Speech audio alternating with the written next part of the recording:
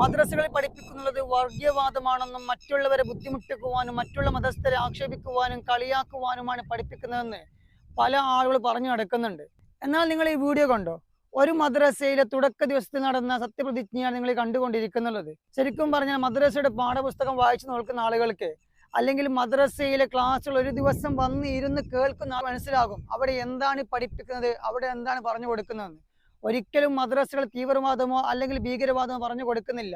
ആ മദ്രസയിലെ ഓരോ കുട്ടികൾക്ക് പറഞ്ഞു കൊടുക്കുന്നുള്ളത് മറ്റുള്ള മതസ്ഥരെ സ്നേഹിക്കുവാനും അവരോട് സഹകരിക്കുവാനും അവരോട് കാരണത്തോടു കൂടി പെരുമാറാൻ വേണ്ടിയിട്ടും അതിനേക്കാളും അപ്പുറം സ്വന്തം രാജ്യത്തോട് സ്നേഹം കാണിക്കുവാനുമാണ് ഓരോ മദ്രസകളും പഠിപ്പിച്ചു കൊടുക്കുന്നുള്ളത്. ഞാൻ പ്രതിജ്ഞ ചെയ്യുന്നു, ലോകം മുഴുവൻ സമാധാനവും കാരുണ്യവും നിലനിൽക്കണമെന്ന് ഞാൻ ആഗ്രഹിക്കുന്നു. മനുഷ്യർ തമ്മിലുള്ള കലഹങ്ങളും യുദ്ധങ്ങളും വലിയ നാശങ്ങൾക്കും വേദനകൾക്കും കാരണമാകുമെന്ന് ഞാൻ തിരിച്ചറിയുന്നു. ജാതി, മത, ഭാഷ വ്യത്യാസമില്ലാതെ എല്ലാ മനുഷ്യരെയും സഹോദരങ്ങളായി കാണാൻ ഞാൻ ശ്രമിക്കും.